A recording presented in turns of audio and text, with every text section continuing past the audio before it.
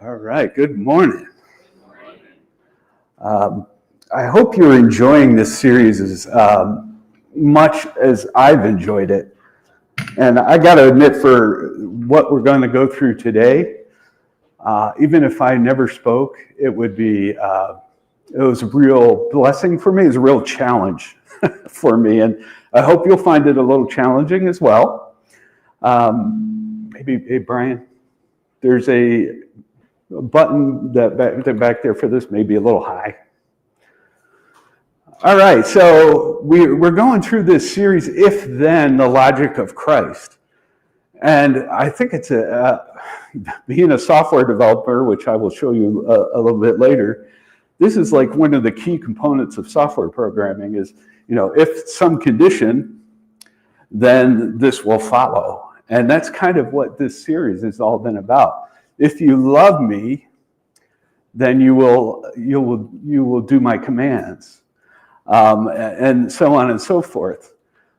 So today we're going to go through John 15. We're going to be in there exclusively. So if you want to turn to that, that would be outstanding.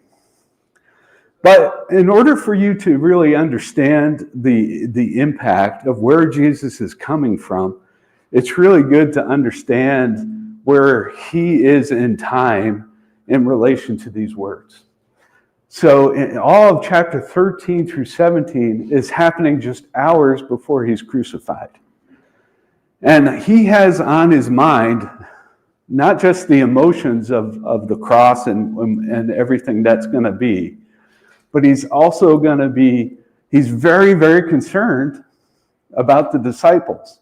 So all these words in these 4 chapters, and even the ones that John records when Jesus is praying, has to do with really wanting the disciples to understand so much because he's leaving.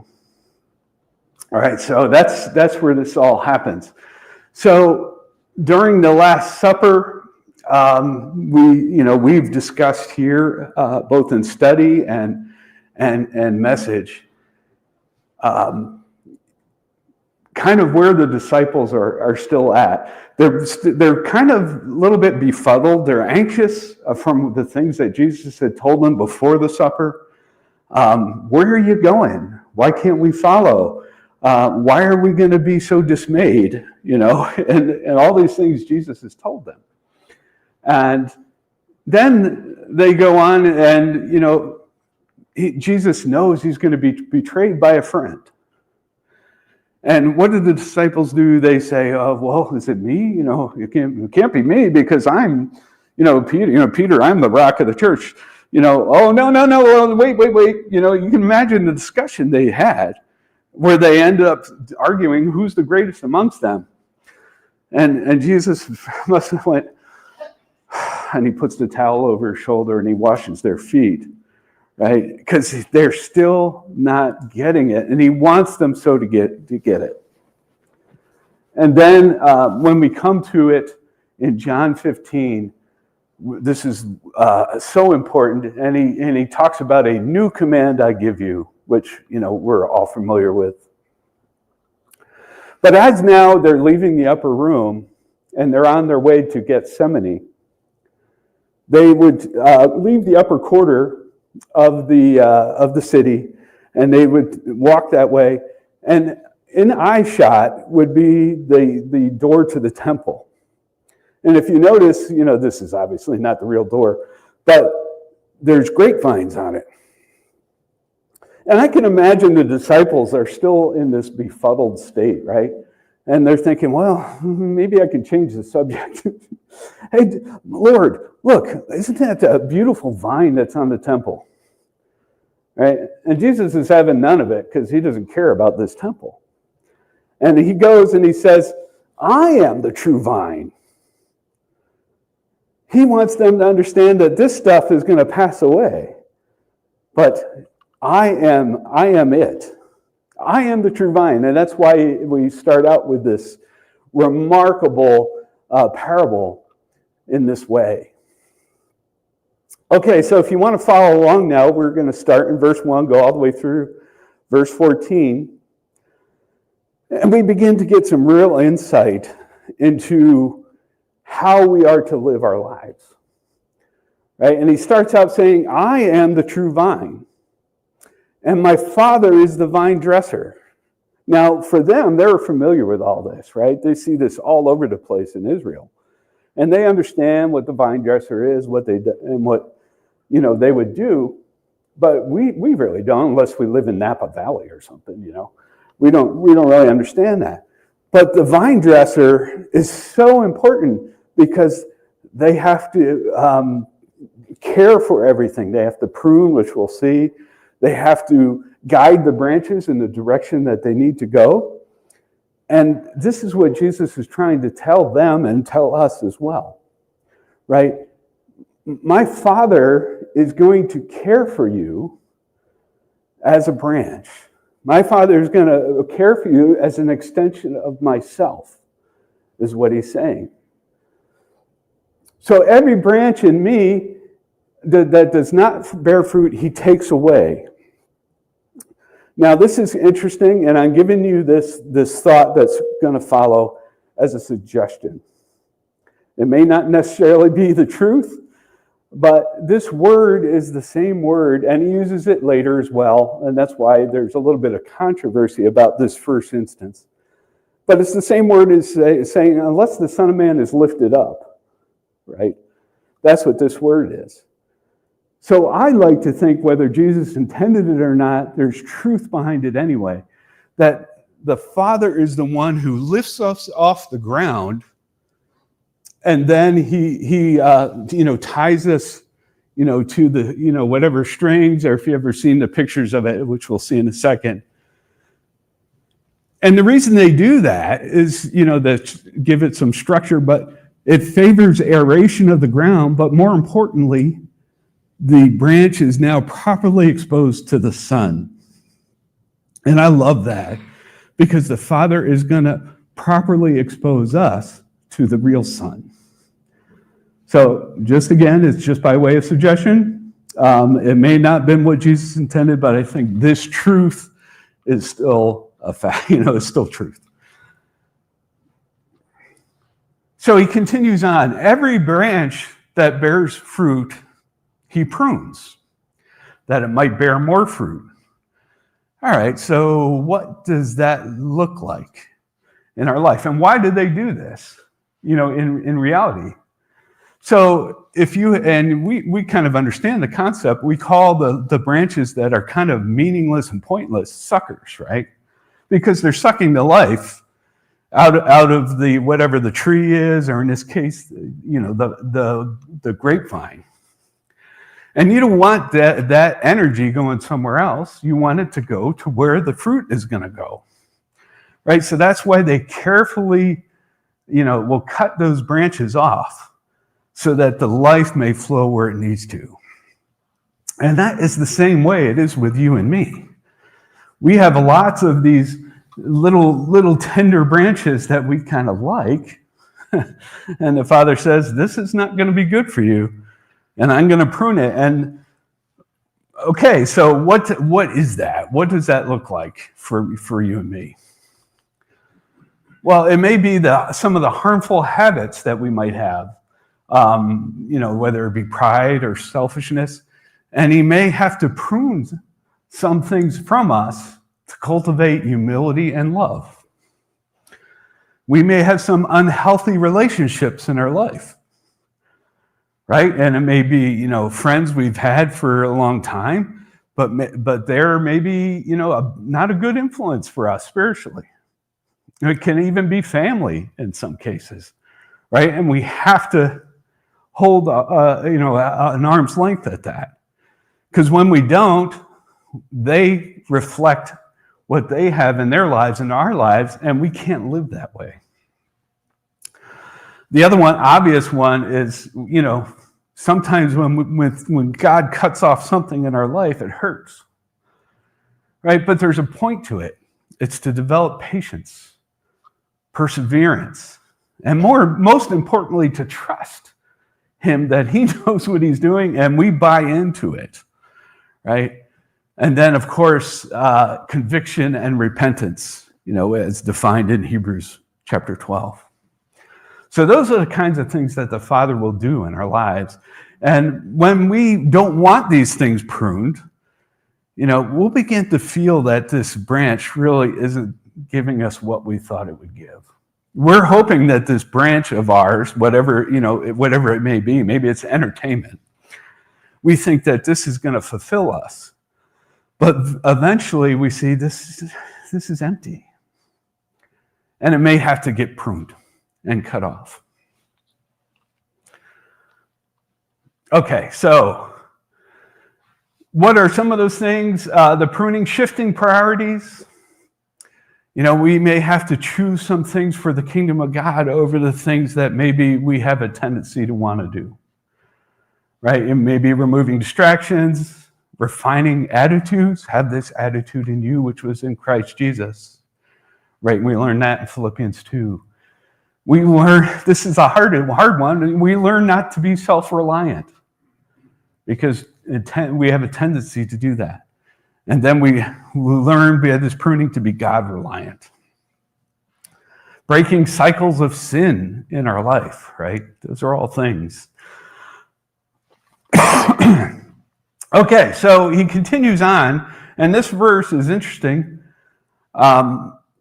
because it really does apply to the disciples at the time, right? You are already clean, pruned, because of the word I have spoken to you. Now, we cannot apply this verse to us because we weren't there. We have to do something to equal this position, right? If we're going to be clean because of the words that Jesus spoke, guess what? We have to get involved in the words Jesus spoke. We have to learn them, and so on and so forth, right? So there's something we have to do that they had the distinct advantage of being in his presence. But we also have a distinct advantage to be in his presence, just in a very different way. So when it talks about, clean because of the word, we're really going to be deep diving, is what I'm saying. The Jesus words and God's words will refine our hearts, our minds, and our characters. And the more we spend time in Jesus' words and God's words, and really, I'm going to apply this, not just read about it. It's going to change everything about us. But it takes a commitment, and it takes an ongoing commitment, not just Sundays, not just a weeknight meeting. This is something he expects us to do because we chose to follow. Okay, now we get to the amazing part, right? So in your Bibles, I'm going to be reading here from the King James Version, New King James Version. And you may see remain in me. Remain is an okay word. But I really do love the abide and what it means. We'll talk about that in a second. So abide in me and I in you. As the branch cannot bear fruit of itself unless it abides in the vine, neither can you unless you abide in me. Okay, so abide. It really means to, remain, but the idea really is to dwell, right? Abide with me 'tis eventide was the song we sometimes sing, right? It's the thought of, we're going to sit and enjoy this time together, right? So to dwell, to continue to endure, and in other places you see somebody in the Bible, somebody will abide at a given place for a while, right? And that's kind of the idea behind it. It's not a remain that you come and go. It's like, I'm going to stay here and soak this in. That's what Jesus is asking us to do. So what does abiding look like in your life? We have connection. It's a deep personal relationship with him rooted in faith, right? As we pray to our Father, as we ask Jesus, well, what did you mean by this? I don't quite understand where you're going here. And then when we get it and we say, oh, okay, how does this need to be reflected in my life? Right? When we give you a real quick example, the verse of the day in whatever the Bible app, I forget which one it is if you have taken care of the least of these, my little ones, then you have done it so to me. So what does that look like in your life? What does that look like in my life? How do I do that? And Father, where can I do this? Put this before me that I can fulfill this. Right? That's the kind of thing we're talking about here. It's abiding requires dependence of relying on his wisdom and strength and grace. And last, we have continuance. That's, really unwavering in his teachings, love, and presence. So, you have the CDC to help you remember this, right? Not like the CDC that we have, which is so up, back, and forth, Centers of Disease Control. You never know what they're going to really come up with anymore. I used to trust them a lot more than I do now. This CDC, it will work. All right, we continue on, verse 5. And note that Jesus isn't just saying these things once. He's repeating. And when Jesus repeats, pay attention, right? I am the vine, you are the branches. He who abides in me and I in him bears much fruit. For without me, you can do nothing. Well, we can do a lot of things, but not when it comes to impacting the kingdom of heaven. When we put our own selves into the kingdom of heaven, things fall apart. Right? I remember a ministry I started real early on. I got involved in, working with a group of ex-JWs online. I think, one of us here was part of that, and things were going great, and but it was all about what I was trying to do. And finally, it came to crescendo, where people were wondering what's next, and I made the suggestion of, I don't even remember what it was. It went silent, and it died on the vine, so to speak. It got pruned, but it was all me. And that was a valuable lesson for me, and I tried to keep that near my heart ongoing. So when we connect to Jesus, though, we're doing the things that he would have us do. So of course it's going to bear fruit. Connection, abiding. It's more of a promise that this is going to happen. It's not something to be striven for. You don't strive to bear fruit. You strive to abide, and then you will bear fruit. Now, here's the second part, where I talked in the beginning in verse 1, where the castaway. This one is cast out. If anyone does not abide in me, and then, I added the then, just to get you the clarity. He is cast out as a branch and is withered, and they gather them up into a pile and throw them in the fire until they're burned, because they're useless, right? So a branch that has been taken care of is begun pruning, but it's not really effective in the vine. So, the Father is not going to keep these branches around. He will cut them off and throw them aside, right? So that other fruit can form from other branches, right? I'm not talking about eternal consequences here. I don't want to get into that right now, but keep in mind that this could be you and me if we're not abiding as we should. It kind of reminds you of the parable of the sower a little bit, if you're familiar with that. That's is recorded in two places, Mark and then in Matthew in the 13th chapter. And he goes through some things where the sower sows some seeds, and you throw some on rocky ground and it doesn't have the soil, right? And Jesus likens it to being, they hear this message of Jesus and this is fantastic. But then they fall away when difficulties rise because they're not rooted in good soil. The thorns, and they hear the word, but they're distracted by worries and wealth in their life, and eventually, they just wither away. Whereas Jesus is hoping that we will be that good soil. We hear and understand and live out his message, right? So that's kind of what this whole castaway kind of thing is. So here's an interesting one. This isn't just if-then. And now we're going to get into my software program, and I promise never to do it again after this. But if you abide in me, and my words abide in you, again, I added the then you will ask whatever you want or what you desire, and it shall be done for you. Okay, so here it is. There's some code for you, right? So let just means make this be true. So if you abide is true, and his words abide is true, then, if is true, his words abide is true, then alert, you may ask whatever you desire.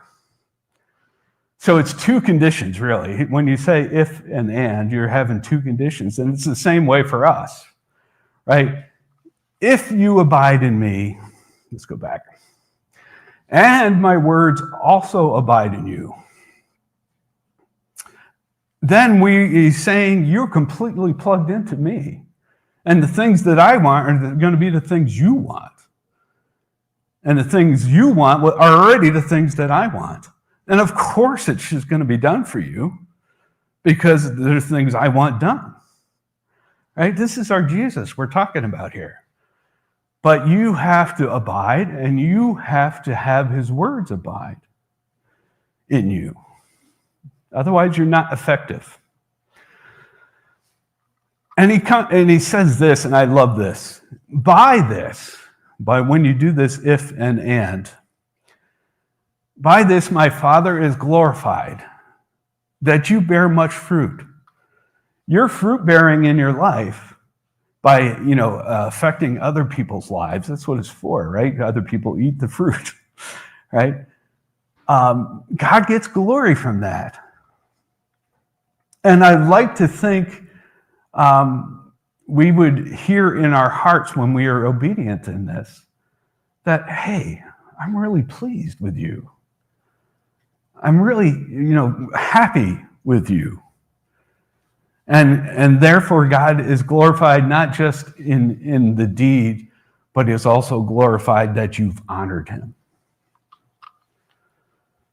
The Amplified Version puts it this way: when you bear or produce much fruit, my Father is honored and glorified, and you show and prove yourselves to be true followers of mine.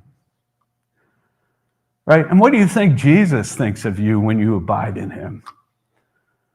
And you take his words into your heart and change who you are. He's delighted with that. Right? All right, verse 9. As the Father has loved me, so I have loved you. So now abide in my love. Okay, what does that look like? Okay. If you keep my commandments, then you will abide in my love. Oh, that's interesting. So you're telling me, Jesus, that if I keep your commandments, but in order to keep your commandments, I have to know your commandments. That means I have to do a little work here.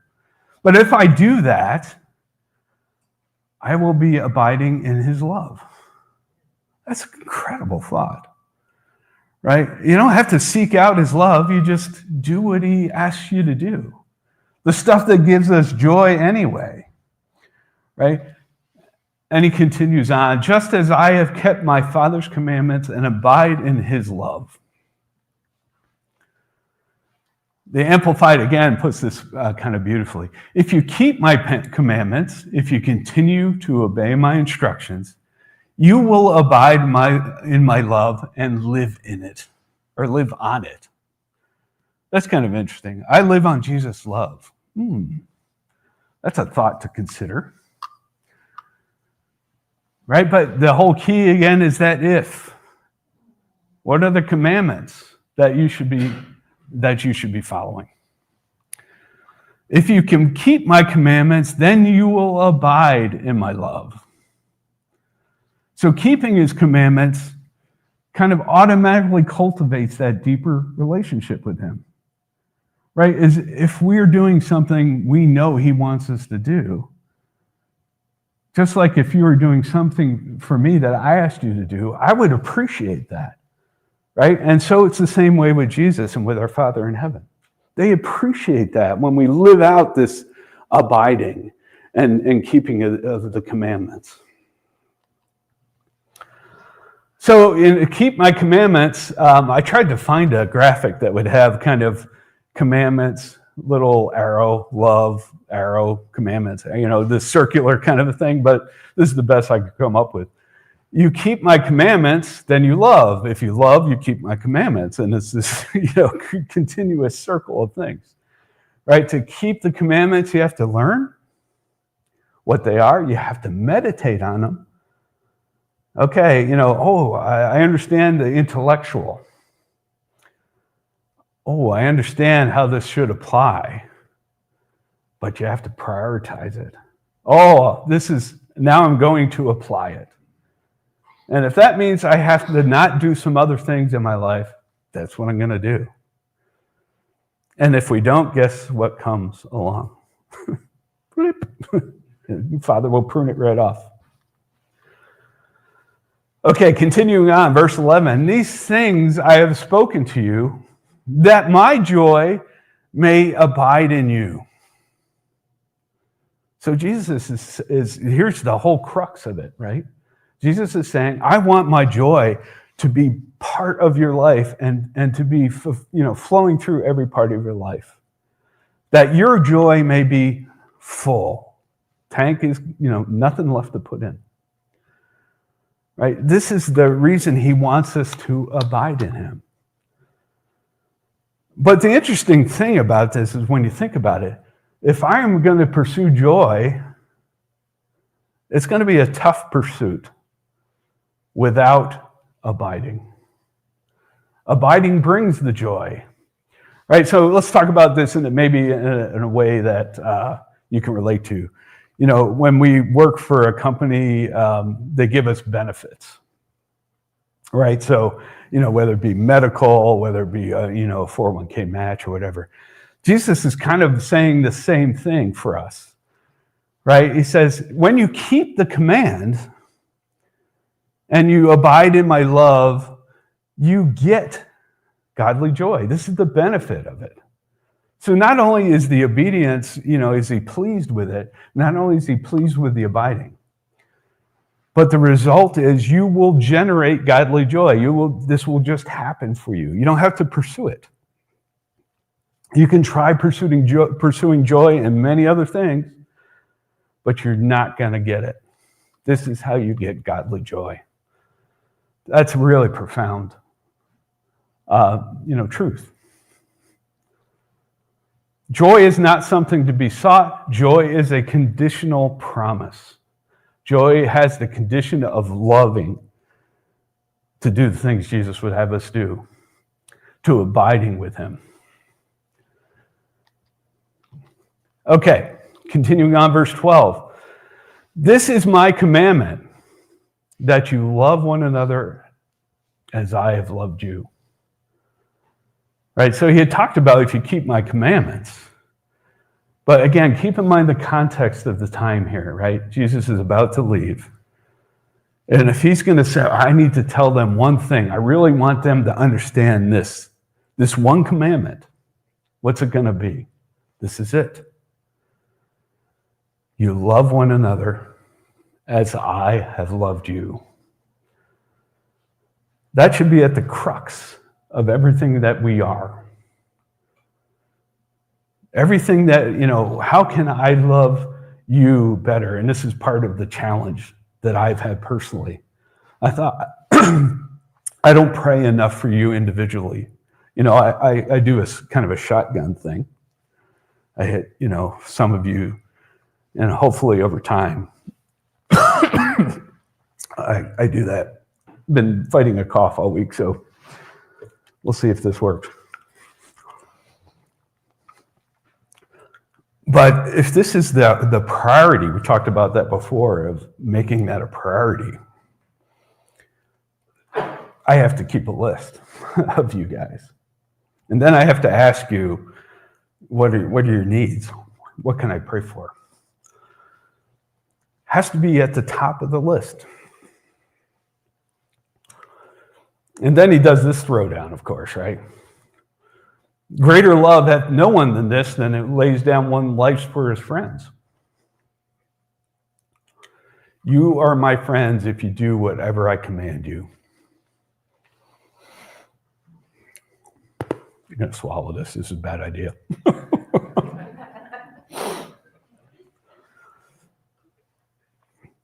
Jesus gave up everything. He gave up his nature, his position, to come here to live as a servant or slave, as it puts it in this is Philippians 2:3-11.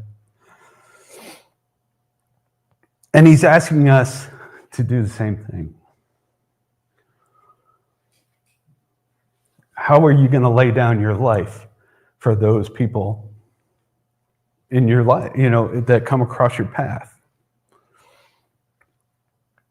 Abide in me.